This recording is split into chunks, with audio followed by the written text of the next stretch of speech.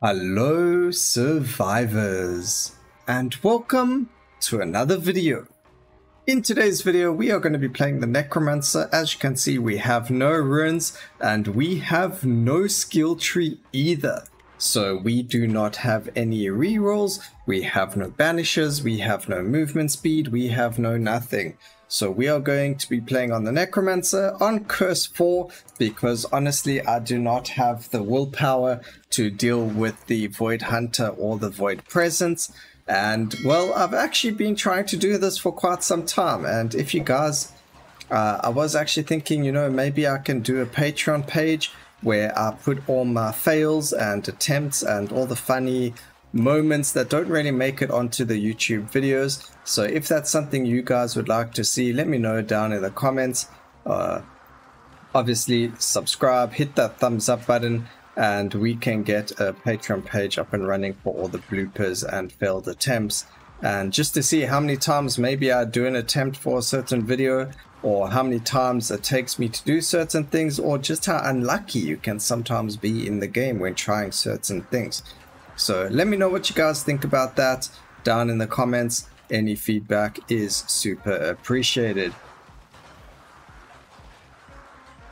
Anyway, onto what we need when we're playing this. So the Necromancer themselves is very good here because having the minions distracts all of the enemies. Obviously I need to try and stay away from elites when they do spawn. The hardest part of the video comes when we have like the last 200-300 enemies to kill, if we don't have enough damage. Going forward from there it becomes quite a problem.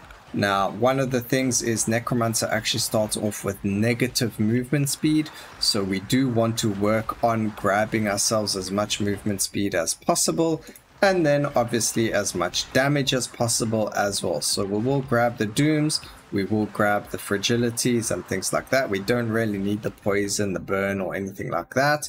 We are going to grab the reduced damage. That does help us a lot.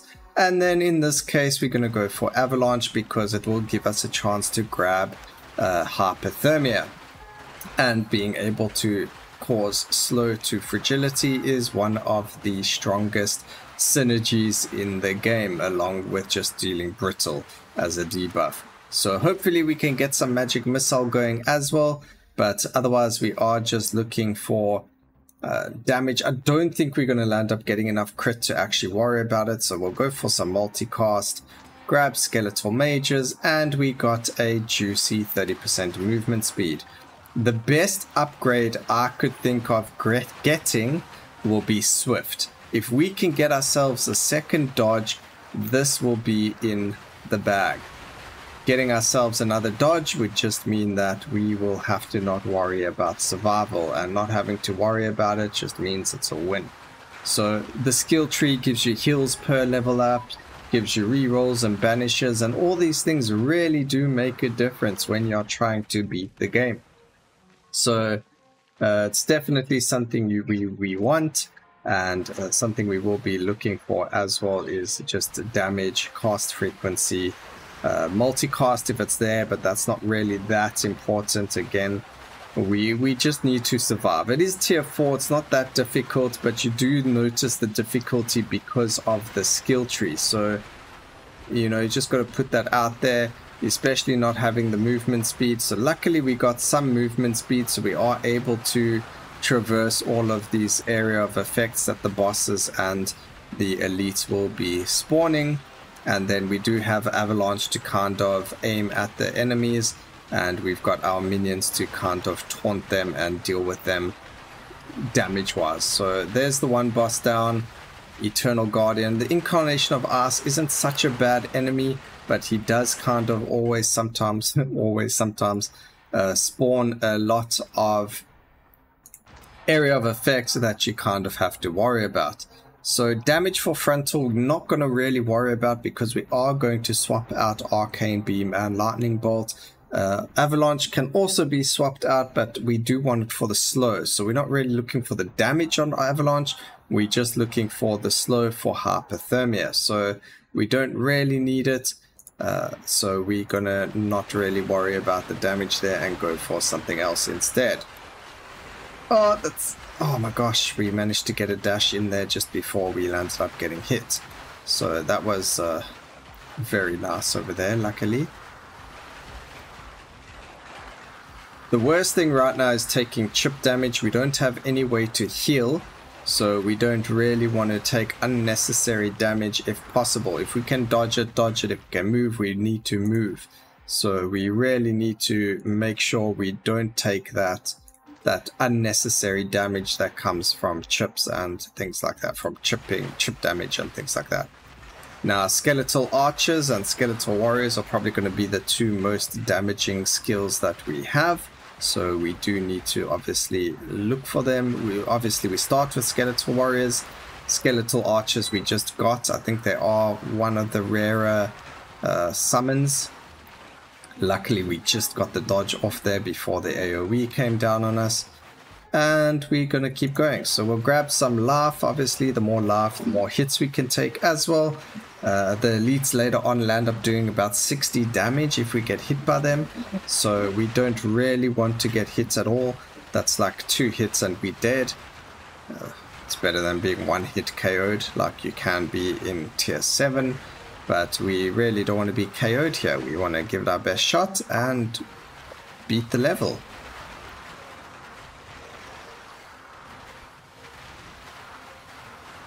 So things seem to be going pretty well. We don't really want to curse the run yet though. So, you know, we'll keep our thumbs crossed. Fingers crossed, not thumbs crossed. I don't really like being in this little corner. We're not trying to speed run. We don't have the ability to heal either. So we need to stay in open spaces to ensure that we have room to move and dodge enemies. Alright, so we've got mages and archers. We did grab the movement speed for them as well. We've got ourselves a prophetess over here. Just used her big AoE spell so we can move a little bit closer to her to attack now. We've got a skeletal warrior on top of them as well, so that will help us keep them busy. Again, we do need to make sure that we dodge the attacks. We don't really want to get hit when we don't need to be. So just stand away from them, try and keep out of danger. Stay away from the fire as well, because that will kill us. But the fire giant or incarnation of fire isn't too difficult, more just irritating because of how he works. We got exposed weakness, but I don't think we're ever going to crit. Although it just says they have a 100% chance to apply wound. It doesn't mean that we don't apply wound. Let's go for less damage taken again. Less damage taken. I guess even 5% crit or 10% crit is better than no crit. So we'll grab that. Movement speed, damage, fragility to bleed. I don't need bleed. We're going to grab magic missile here. And we can go for some more multicast, why not? Alright, so we didn't really need the hounds, although they are very strong. We've already got, 4 summons up, and they are pretty decent as well, so it doesn't really help having more of them. Although, I mean, it does, yes, they have weakness, so we could have probably gone that instead of brittle. But what I really want is a swift for the extra dodge. So if we could get that game, that would be fantastic. You know, let me just call up the dev and ask him to increase my RNG. Oh man, if only that was a thing. Then we would do this for all of you on Curse 7 without a problem, because Curse 7 really you need good RNG, especially in the beginning of the game. I think the most important thing when doing Curse 7 is Swift. If you don't get a Swift, you're as good as dead. So that's why probably Sentinel or Assassin are your best bets for finishing it. But I thought I'd try this on the Necromancer, practice it a bit on them and go from there. So we can get rid of Avalanche. Grab ourselves Vicious Strike. That means we are going to apply wound on every full health enemy. which is actually very good for us right here. It means we don't have to invest into critical strike chance as much now. And we are going to destroy these towers. Alright, all we need is a touch of ice, and it's the same as grabbing an avalanche. The avalanche was just there for the slow, but obviously if we can get touch of ice and then the hypothermia, it's the same thing, it will work the same way. And all of our minions or summons will then proc hypothermia, which just means more damage. And along with the weakness that we get from the putrid hounds, it's just very strong. So, and brittle from the magic missile. So very good combination of skills, very strong as well. But hopefully we can kill things fast enough where we don't really have to worry about the end of the game, because obviously the faster you kill things, the quicker the game will end and the lower the life of the enemies as well. So we do want to try and kill things quickly here. As you can see, we are killing Alexi and the Fallen Knight as quick as possible. And we will hopefully be able to do this to all of the bosses. So there we go, we got ourselves a good amount of XP, 3 levels. We can increase the quantity of the Chaos Golems and grab that, and then more fragility for us. I don't actually have any Doom yet that I can see, I didn't take any. Maybe we can grab one and get a impending Doom as well, because that will help with our crit, which will then help with our exposed weakness. So these are all things that you can do to try and help yourself, but obviously we just want to survive more than anything else. Okay, so let's go for damage. We don't really need cast frequency on the magic missile. Hitting once every so often is better than not hitting. It kind of looks like it just shoots out anywhere. It works very similar to the beams, where it just makes it shoot faster, or the tick rate to be faster. So there's another tower gone.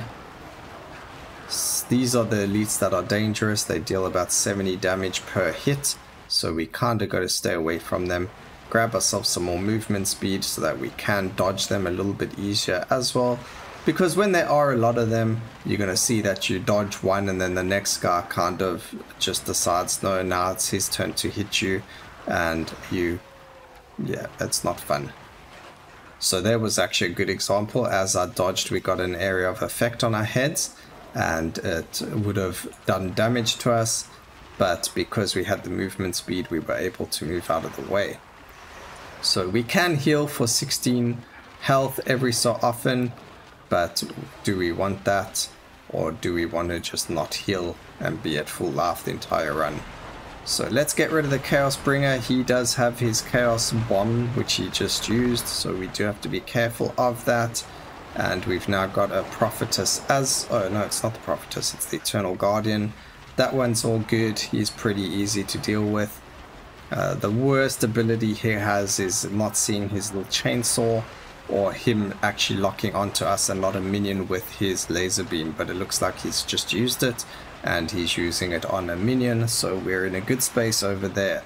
We're already 8 out of 10 bosses down in 10 minutes. That seems to be pretty good, but now we've got our last 500 or so enemies to kill, and this is where the game gets really difficult for us in terms of, well, we don't necessarily have the damage to kill the elites quickly enough, or hopefully we do in this case, but we did do another run where, if you guys again wanted to see it, we'll have a look at uploading stuff like that on a Patreon, just for the little bit of extra support so that we can make the channel go even further. So, but yeah, the build was different, and obviously we didn't have enough damage to deal with the elites, and we couldn't kill the extra enemies that we had to spawn the bosses in time, and we ended up dying like the most retarded death possible.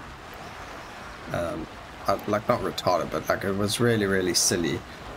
We just, you know, landed up dying from nothing. I couldn't even see what hit us. I think there was a minion that landed up standing on us and I didn't see them, and we landed up getting hit and we died. So really ridiculous. when you can't heal, and you really notice it a lot. The healing is probably one of the biggest things in the game that you notice without having your skill tree, and also at the higher levels of overload and things like that, overlord. So healing is an important one. Movement speed, luckily we did get a lot of upgrades for movement speed, so we are kind of safe there. And obviously this helps the minions as well, because then they can keep up with me. As you can see, they are right next to us and they've got the movement speed as well, so really good to keep, especially for minions. But obviously it doesn't always go this way, so you know, you just got to try until it eventually works.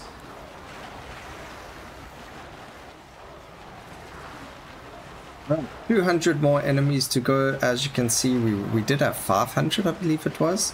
So it's going slowly, but it is going. We are killing these elites relatively quickly now, whereas before it was quite terrible. But it's going very well this time. I think we are going to probably land up beating it. So that's really cool. That's really good for us.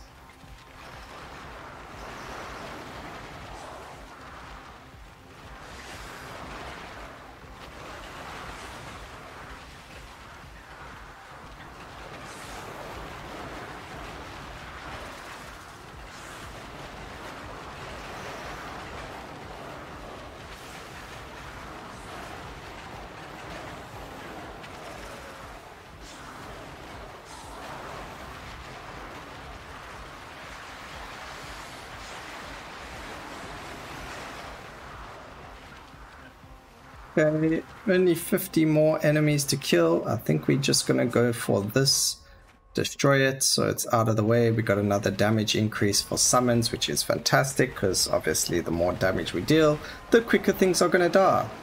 And unlucky for us, but as you can see over there, we landed up getting hit by, well, not hit by something. We got another spawn of the towers come up. But anyway, the bosses have spawned.